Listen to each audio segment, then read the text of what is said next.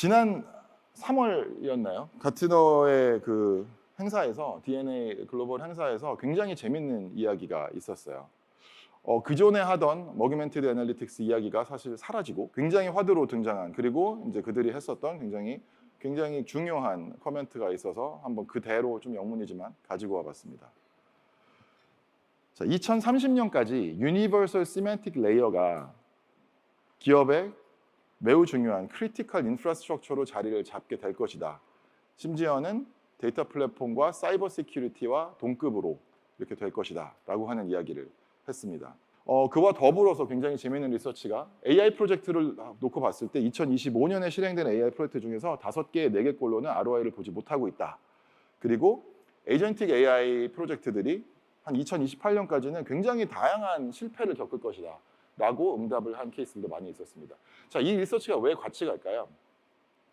시멘틱 레이어라고 하는 부분이랑 에이전틱 AI라고 하는 부분, 이 두 가지가 지금은 더 이상 떼어놓을 수 없는 관계가 되었기 때문입니다.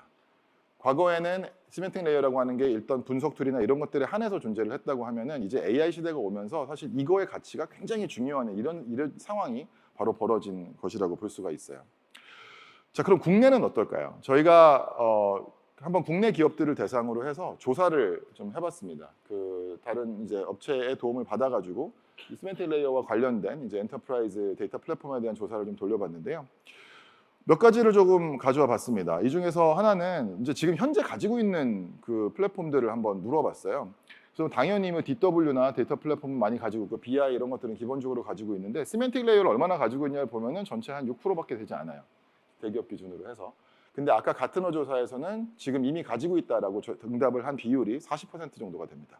분명히 글로벌과 한국에 약간의 차이는 있는 거는 맞는 것 같아요. 두 번째로는 그러면은 지금 현재 시멘틱 레이어 없이 활용하고 있는 이런 데이터 플랫폼들이 사용이 쉽냐, 얼마나 어려움이 있느냐 없느냐 같은 것들도 같이 여쭤봤습니다. 근데 재밌는 것은 여기에 나와 있는 굉장히 다양한 챌린지들, 예를 들어서 현업 사용자가 이해를 잘 못한다, 아니면 부서마다 데이터가 다 다르다, 특정 툴이나 시스템이 다른 데로 이관이 잘 안 된다, 굉장히 다양한 챌린지들을 이야기를 하시는데, 그러면은 시멘틱 레이어가 만약에 있었다면 이 중에 얼마나 많은 것들이 해결이 됐을까 생각을 해보면은 사실 하나 빼고 모든 것들이 다 해결이 될 수가 있는 영역들이라고 보여지기도 있어요. 그러면은 AI로 이런 것들을 모두 다 풀 수는 없을까? 그럼 AI를 활용해서 분석하면 다 해결되는 거 아니야? 라고 했을 때 AI를 실제로 활용을 해서 시도를 해보신 기업들에 한해서 조사를 해보게 되면은 물론 역량에 대한 부분도 있지만은 부정확한 답변이라던가 불확실한 ROI, 아니면은 업무별로 있어야 되기 때문에 이 데이터를 계속해서 옮겨 다녀야 되는 그런 이유들, 아니면은 일관성이 떨어지는 부분들이나 보안에 대한 부분들, 이런 것들이 또 AI를 활용해서 이거 처리하려고 했을 때 실패를 보게 되는 원인이 되기도 했고요. 그 안에서도 역시 시멘틱 레이어가 만약에 적용을 한다고 하면은 굉장히 여러 영역을 해결을 할 수 있는 그런 부분이기도 합니다. 자, 그러면은 과연 시멘틱 레이어라고 하는 게 국내에서는 니즈가 없는 것인가? 아니면은 있는데 뭔가 이름이 다르거나 생각이 좀 다른 게 아닐까? 이런 생각도 좀 같이 해봤어요. 그래서 신규로 만약에 어떤 것들을 도입을 한다면 어떤 게 중요한 기준이 되겠느냐라는 질문을 던져봤습니다. 근데 그 중에서도 첫 번째로 나왔던 것이 모든 정의를, 같은 정의를 여러 가지 툴에서 같이 활용해야 된다라고 하는 부분이 1번으로 우선순위로 꼽혔고요. 두 번째는 비전문가도 활용할 수 있는 셀프 서비스가 여전히 꼽혔습니다. 근데 이 셀프 서비스는 톤이 좀 다릅니다. 그냥 시각화를 내가 그릴 수 있다가 아니라 데이터를 내가 꺼내올 수 있다라고 하는 측면의 셀프 서비스를 이야기를 하고 있습니다.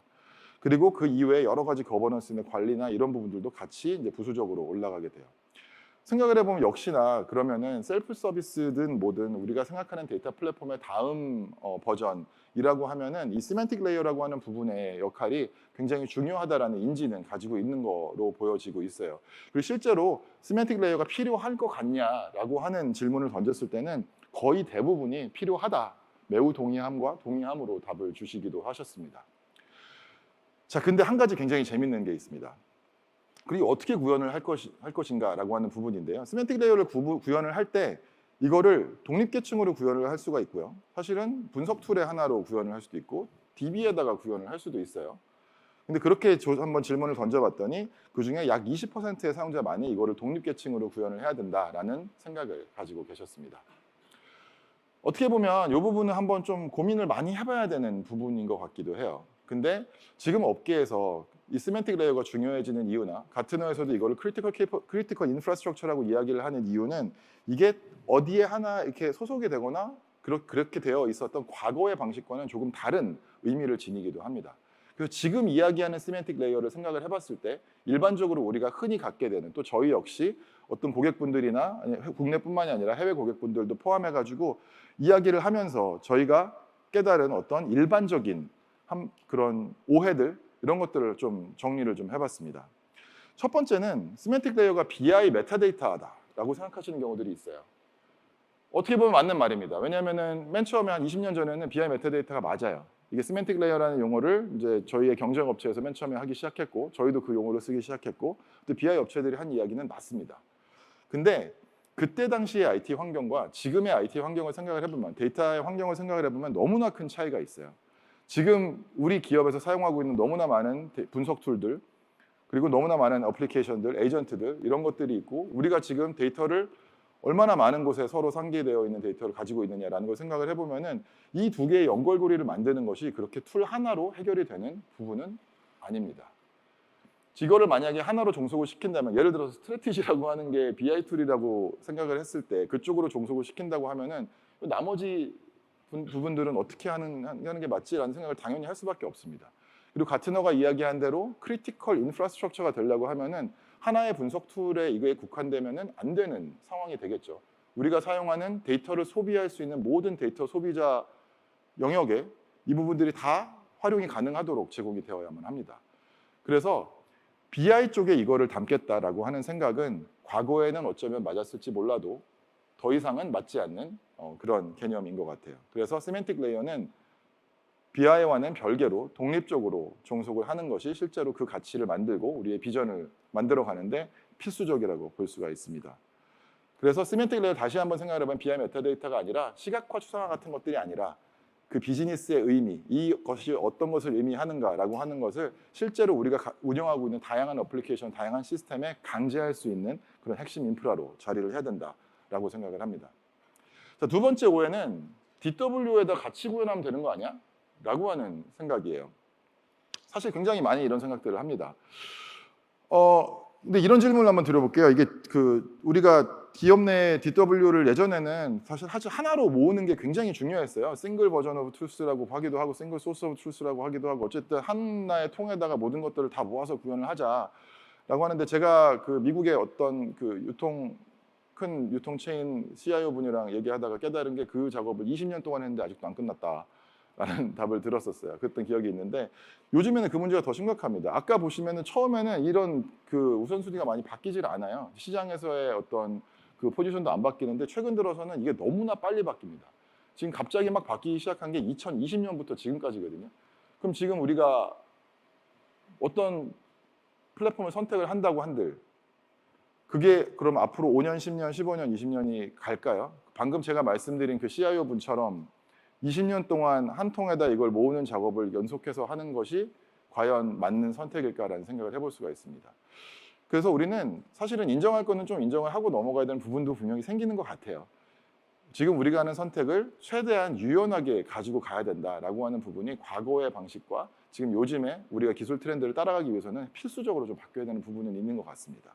자, 그렇다면 이 시멘틱 레이어라고 하는 것을 DB 안에다 같이 구현을 한다면, 시멘틱 레이어는 우리 비즈니스의 의미들, 어떤 정의들, 이런 것들을 담고 있는데, 그럼 그것을 DB가 바뀔 때마다 같이 옮겨 다녀야 되는 그런 문제가 발생을 하게 됩니다. 그리고 좀 부수적이긴 하지만 아까 조금 전에 제가 말씀드렸던 BI에다가 하면 되는 거 아니야라는 거랑 좀 연결을 시켜 생각을 해보면 되게 단순한 논리가 하나가 있죠. 같은 데이터 가지고 다른 정의를 하는 것은 얼마든지 가능합니다. 그렇기 때문에 그 정의라고 하는 것은 독립적으로 관리가 되고 존재를 하는 것이 맞다라고 생각을 하고 있습니다. 자, 그러면 이런 복잡한 문제들, 이런 이제 수작업이 많이 가는 것들, 데이터를 옮길 때마다 생기는 여러 가지 챌린지들, 이런 것들은 그냥 AI가 다 해결해주면 되는 거 아닌가?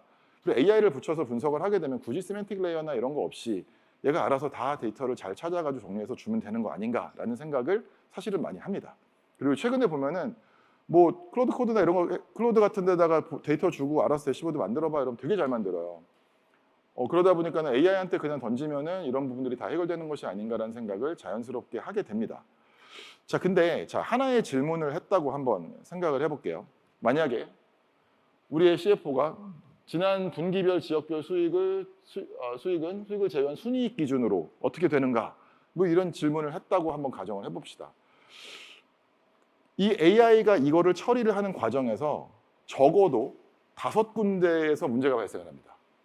첫 번째는 뭐냐면 이 문제를 해결을 하기 위해서 데이터를 꺼집어 와야 되는데 이 데이터 스키마, DB의 구조나 이런 것들을 어떻게 데이터가 저장되어 있는 건지를 AI한테 알려줘야 돼요. 근데 일반적으로는 이 우리가 가지고 있는 전체 스키마를 던집니다. DW 운영해 보신 분들은 알겠지만 테이블이 몇 개나 있죠. 때에 따라서는 뭐 수천 개가 되기도 합니다. 그럼 수천 개의 테이블을 다 주고 한번 맞춰봐. 이러면 일단 비용 문제가 발생을 합니다. 토큰 비용이 엄청나게 많이 나와요. 그리고 LLM이 이거를 다 받은 다음에 그 다음에 약간 좀 추측을 해야 돼요. 이 중에서 내가 이걸 다 쓸 수가 없기 때문에 어떤 테이블과 어떤 테이블을 해야 되지? 사용해야 되지? 이런 추측을 하게 되고요. 그 다음 문제는 뭐가 생기냐면은 이거 테이블을 이제 붙여야 되는데 조인 관계를 추측을 합니다. 테이블 이름으로 할 수도 있고 우리가 준 설명으로 할 수도 있고 여러 가지 이런 기준들을 가지고 추측을 하게 되는 과정을 거치게 됩니다. 그러면은 로직 자체가 우리가 생각했던 로직과 좀 달라지는 부분이 생길 수가 있어요. 그리고 그 다음에는 그렇게 해서 데이터를 가지고 온 다음에 계산식을 처리를 해야 되는데 계산식 처리에서 생기는 문제는 사실은 우리가 사람으로서 가지고 있는 문제랑 좀 비슷한데 조직 내에 같은 정의를 여러 개 가지고 있는 게 일반적이에요. 은행에서는 이자율이라고 하는 것도 되게 여러 가지 정의가 있을 수 있고 어느 회사에서나 매출이라고 하는 것도 매출 기준에 따라서 굉장히 다를 수 있고 우리가 뭐 우수고객으로 정의를 한다면 최근 6개월을 기준으로 할 건지 1년을 기준으로 할 건지 너무나 다양한 비즈니스 정의가 있을 수가 있고요. 대부분의 경우 마트 테이블을 만약에 만들어놨다고 하면 모든 마트 테이블에서 의미하는 바가 다 조금씩 다릅니다. 자, 그러면 AI는 무슨 기준으로 선택을 해야 할까요? 당연히 게싱을 할 수밖에 없게 되겠죠. 그리고 만약에 게싱이 잘못되게 되면은 뭐 대부분의 경우 운에 맡길 수밖에 없는 하지만 대부분의 경우 잘못된 정보가 나오는 그런 결과를 낳게 됩니다. 그 다음에는 이렇게 데이터를 처리를 했다고 하더라도 이 민감 정보들이 포함이 되어 있느냐 아니냐라고 하는 부분도 당연히 문제가 됩니다. 왜냐하면 우리는 DB 스키마 전체를 던졌고 그 중에서 물론 어떤 컬럼은 민감 정보야 아니야 이런 것들을 할 수도 있겠지만 그런 것들을 AI한테 맡겨놓을 수밖에 없고 AI가 이걸 알아서 잘 처리해 주기를 기대할 수밖에 없어요. 이거에 대한 컨트롤이나 이런 것들이 굉장히 부족하게 됩니다. 통계적으로 기업에서 사용하는 LLM 프롬프트의 약 13% 정도는 민감 정보를 담고 있다라고 합니다. 그럼 그런 것들이 들어왔을 때 우리가 어떻게 처리를 할 것이냐 어떻게 대응을 할 것이냐 이런 부분들도 굉장히 중요한 부분이 됩니다. 마지막으로 이 모든 과정이 만약에 잘못됐다면 그게 왜 잘못됐는지를 우리가 알아야 돼요. 근데 그 어디에서도 오디트 트레일을 찾을 수 없습니다. 우리가 AI에서 해보신 분들은 아시겠지만 AI에서 얻을 수 있는 어떤 정보는 우리가 어떤 프롬프트를 던졌고 어떤 응답이 왔다 정도밖에 없어요. 얘가 왜 그렇게 답을 했는지, 처리하는 과정에서 어떤 것들을 사용했는지 이런 부분들까지의 비저빌리티를 기본적으로는 갖기가 굉장히 어려워집니다. 자, 이런 모든 문제점들이 하나의 질문을 던졌을 때 나올 수 있는 굉장히 대표적인 이 이슈의 카테고리들이라고 보실 수가 있습니다. 근데 이거를 만약에 여러 가지 AI와 우리가 가지고 있는 에이전틱 워크플로우 이런 것들을 생각을 하게 되면 사실은 이런 문제점들은 AI를 활용을 하면 할수록 계속해서 증폭이 되게 됩니다. 쿼리 볼륨은 계속해서 늘어나게 될 것이고요. 만약에 모호한 쿼리가 들어가게 되면 모호한 LLM이 들어가면 그거를 좀 더 정제하기 위해서 아니면 좀 더 클래리파이 하기 위해서 되게 다양한 프롬프트가 계속 날아가게 되고 토큰 비용은 계속해서 향상을 하게 되고 이런 부분들이 기하급수적으로 증폭을 할 수밖에 없게 되고요. 그런 부분들이 결국에는 우리가 흔히 얘기하는 이제 AI 데트, AI 부채라든지 기술 부채 형태로도 나타나게 됩니다. 혹시 기술 부채라는 개념 알고 계신가요, 다들? 네, 뭐 다 아시겠지만은 맨 처음에 어떤 기술을 도입을 처음에 했을 때는 어느 정도 관리되는 비용 안에서 도입을 하지만 실제로 운영을 하고 현실화를 시킬 때 굉장히 부수 비용들이 많이 들어가는 그런 현상들을 많이 의미를 하게 되죠. 그래서 그런 기술 부채가 같이 여기에서 기하급수적으로 발생을 하게 됩니다. 자, 그래서 그럼 AI가 이런 그 시멘틱의 문제를 해결해 줄 것이냐라고 하는 부분에 대해서는 사실 여러 가지 이야기를 할 수 있지만 기본적으로 컨텍스트가 없다면 컨텍스트가 없는 AI는 문맥을 이해하지 못하는 AI, 문맥이라고 하면 우리 비즈니스의 문맥이겠죠. 우리 비즈니스를 이해하지 못하는 AI는 굉장히 틀린 정의로 자신감 있게 오답을 생성할 가능성이 있고 또 그와 관련되어서 그 부채, 기술 부채나 AI 부채 같은 것들도 기하급수적으로 발생할 수 있는 그런 현상들이 있게 됩니다. 자, 마지막의 오해는 이게 구축하는 것이다라는 오해예요. 제가 뭐 구축을 한 번 하면 끝이다라고 적긴 했지만 구축이라는 것 자체가 다시 한번 생각해 봐야 되는 언어인 것 같아요. 좀 아래 작게 있긴 한데 같은 어에서 이렇게 얘기합니다. 시멘틱 레이어는 살 수 있는 게 아니다라고 이야기를 해요. 이게 무슨 얘기냐면 시멘틱 레이어는 우리 비즈니스의 어떤 의미나 비즈니스가 돌아가는 것들에 대한 정의들을 다 담고 있습니다. 근데 우리 비즈니스는 굉장히 다이나믹해요. 우리는 새로운 비즈니스에서 만들어내고 새로운 소스를 만들어내고 새로운 프로세스를 만들어내고 끊임없이 비즈니스는 진화를 하게 됩니다. 특히나 또 요즘에 AI가 들어오게 되면은 AI에 따라서 또 끊임없이 프로세스들이 진화를 하게 되죠. 그러면 그것이 진화하는 거에 따라서 시멘틱이라고 하는 부분은 우리의 비즈니스를 정의를 가지고 있기 때문에 이 비즈니스 정의 자체가 같이 진화를 해줘야 됩니다. 최대한 유연하게 유지를 하는 것이 중요해요. 그리고 유연성이라고 하는 것은 비즈니스 정의를 계속해서 관리를 할 수 있는, 독립적으로 관리를 할 수 있는 그런 의미도 있을 것이고, 때에 따라서는 기술적으로 우리가 이쪽 플랫폼에서 이쪽 플랫폼으로 옮겨야 되는 상황도 발생을 할 수가 있는데, 그때 그런 이식성을 어떻게 확보를 할 것인지 이런 부분도 있을 수 있을 것이고, 새로운 AI 에이전트나 새로운 어플리케이션들이 나왔을 때 그쪽으로 어떻게 이것을 추가 반영을 할 것인지 기타 등등의 굉장히 여러 가지 측면에서의 유연성을 의미를 하게 됩니다. 그래서 시멘틱 레이어는 실제로 살아있는 레이어로 유지를 하는 것이, 할 수 있는 것이 굉장히 중요합니다. 그렇기 때문에 다시 한번 돌아가서 생각을 해보면 어디에도 종속되는 것은 굉장히 리스크가 있는 그런 접근이라고 볼 수가 있어요. 자, 그럼 우리는 지금 AI 시대를 살고 있습니다. 실제로 이런 시멘틱 레이어를 통해서 가치를 만들어내기 위해서는 어떤 것들을 고려를 해야 할까요? 한 4가지 정도로 좀 요약을 해봤습니다. 첫 번째로는 정의가 아닌 실제 강제를 할 수 있어야 됩니다. 무슨 얘기냐면 때에 따라서는 우리가 시멘틱 레이어라고 했을 때 그냥 비즈니스 메타 정도로 생각하는 경우들이 있습니다. 그냥 이거는 뭐를 의미하는 거 이런 사전 정보 정도로 생각하는 경우들이 있는데 사실 거기에서 끝나면 시스템에 이것이 녹아들지를 못합니다. 같은 어에서는 요거를 그 definition에서 코드라고 이야기를 하고요. 무슨 얘기냐면은 우리가 어떤 요청을 했을 때 그것이 코드에 이렇게 인베딩이 돼가지고 실제 그 데이터를 처리해서 가져다 주는 역할까지를 해야 된다라는 의미를 가지고 있습니다. 그래서 문서화만 하는 것이 아니라 실제 쿼리 경로에서 이것을 정의할 수 있는, 쿼리를 정의할 수 있는 그런 것까지도 생각을 하셔야 됩니다. 그리고 두 번째는 그런 것들을 통해서 AI에게 컨텍스트를 줄 수 있는 부분까지 확장을 시켜야 됩니다. AI에게 컨텍스트를 준다는 것은 우리 비즈니스에 대한 정의를 시멘틱이 갖고 있으니 그 시멘틱을 AI가 이용할 수 있도록 해서 어떤 데이터를 어떻게 꺼집어서 어떻게 처리해서 어떻게 계산해서 누구한테 주고 누구한테는 줄 수 없는지까지를 AI가 잘 이해할 수 있도록 하는데 시멘틱을 활용을 할 수 있어야 됩니다. 그렇게 함으로 인해서 우리가 흔히 가장 큰 챌린지로 갖고 있는 할루시네이션 문제도 굉장히 많이 해결을 할 수 있게 됩니다. 그리고 비용적인 측면도 생각해 볼 수가 있어요. 아까 말씀드린 것처럼 전체 스키마나 전체 데이터를 다 덤핑을 하고 하게 되면 비용이 정말로 많이 나옵니다. 재미있는 통계들 찾아보시면 많은데 우리가 AI 버젯을 세웠는데 그게 한 달 만에 다 떨어졌다. 굉장히 큰 버젯을 세웠지만 토큰 비용으로 다 나갔다. 뭐 이런 내용들도 있는데 실제로 시멘틱을 활용을 해서 내가 필요한 정보나 이런 것들을 이쪽에서 처리를 해가지고 AI가 원하는 것들만 주게 한다면은 정확도도 올리고 그다음에 토큰 비용도 최적화를 하고 실제로 이런 인터랙션 이런 것도 훨씬 더 효율화를 시킬 수가 있는 그런 기반이 될 수가 있습니다. 그리고 마지막으로는 이게 툴 애그노스틱 해야 돼요. 이게 무슨 얘기냐면 독립적으로 있어야 됩니다. 특정 툴에 종속이 되기 시작하면은 시멘틱은 살아있기가 힘듭니다. 그렇다 보니까는 장기적으로 봤을 때 우리가 얼마나 데이터 단에 그다음에 어플리케이션 단에 유연성을 가지고 갈 수 있느냐라고 하는 것이 굉장히 중요해요. 가트너가 시멘틱 레이어를 인프라라고 표현을 한 이유는 바로 여기에 있습니다. 우리가 어떤 기반을 만들어 놓고 그 기반 위에서 우리가 기업을 혁신을 하고 AI 트랜스포메이션을 하는데 활용할 수 있는 이런 영역이라고 생각을 했기 때문에 인프라라고 이야기를 한 겁니다.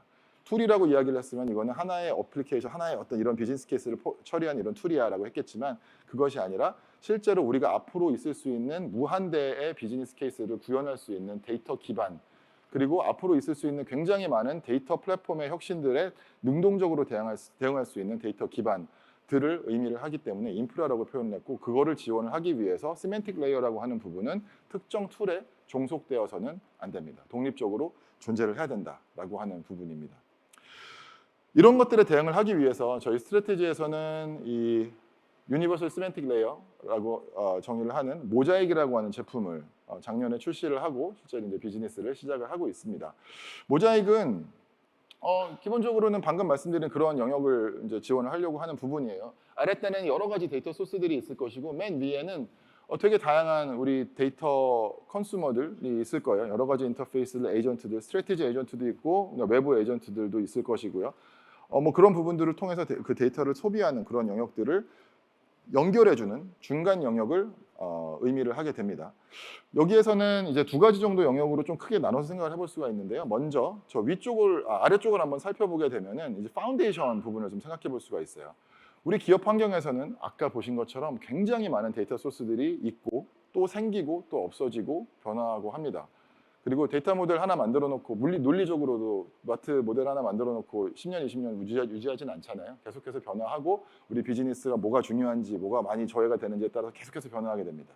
그런 것들에 능동적으로 대응을 하고 사실은 그렇게 바뀌다 보면은 그 원천적인 문제가 하나 좀 발생을 합니다. 데이터를 내가 비즈니스 사용자로서 꺼내려고 그러는데 나는 이게 어떻게 생겼는지 쫓아가기가 너무 어려워요. 내 업무도 아니고. 그리고 만약에 내가 이걸 이해를 한다고 하더라도 그 언어를 배워야 됩니다. SQL도 배워야 되고 뭐 만약에 API면 API도 배워야 되고 근데 그게 굉장히 어렵습니다. 그럼 내가 비즈니스 사용자로서 이 데이터를 꺼내 왔을 때 이게 맞는 거야? 라고 하는 생각을 자연스럽게 할 수밖에 없겠죠.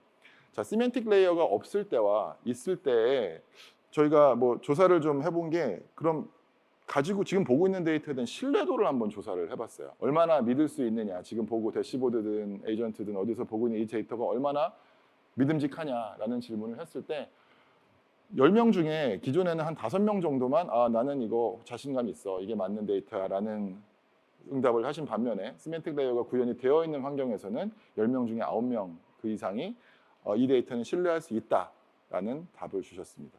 그 신뢰할 수 있는 데이터 플랫폼을 먼저 만드는 것이 그 두 개의 다이어그램에서 아래쪽에 있었던 데이터 플랫폼의 부분이라고 볼 수가 있어요. 그리고 데이터 플랫폼이 만들어지고 나면은 사실은 데이터를 가지고 오는 것뿐만이 아니라 그 위에다가 여러 가지 이런 인텔리전스를 올립니다. 우리의 계산식들, 우리에게 중요한 지표들, 이런 기준 정보들 이런 것들이 그 위에 구현이 되게 되고요.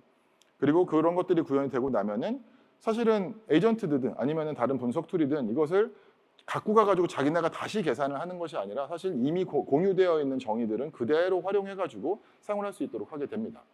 그렇게 하게 되면은 뭐 근본적으로 에이전트에게 계산을 맡기는 필요가 없게 되겠죠. 그리고 사실은 LLM 같은 거는 뭐 해보신 분들은 아시겠지만 산수를 잘 못합니다.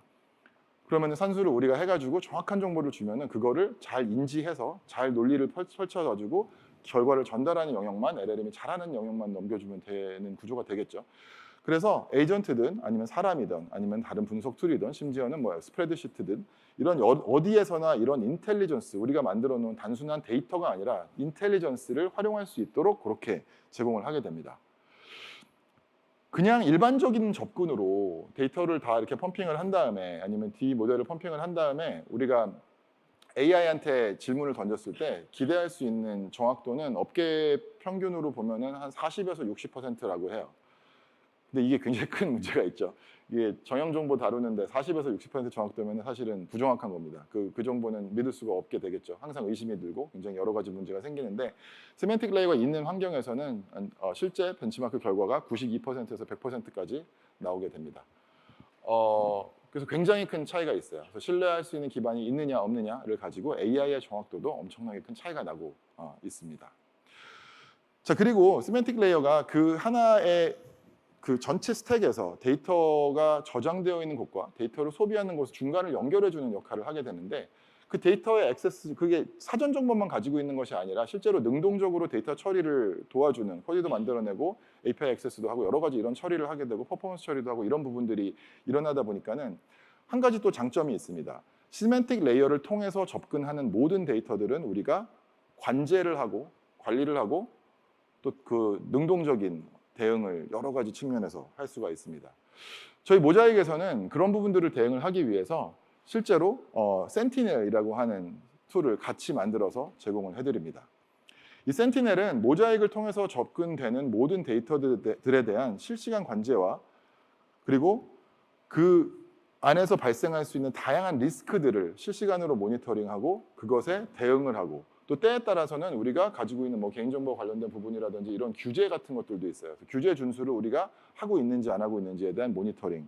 그리고 또 IT적으로 보면은 이것이 혹시나 느리게 처리되고 있는 데이터는 없는지, 우리가 이것을 튜닝해야 되는 쿼리들은 없는지 이런 것들도 한꺼번에 모니터링할 수가 있습니다.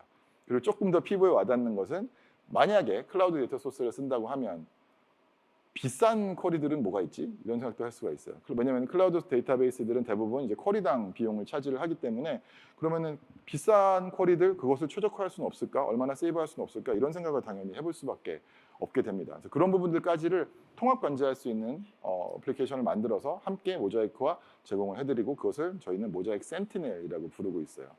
다양한 영역에서 모니터링이 됩니다. 왼쪽 위에 보시면은 우리 가지고 있는 리스크 요소들. 이거는 조금 리스크가 있는 쿼리 같은데.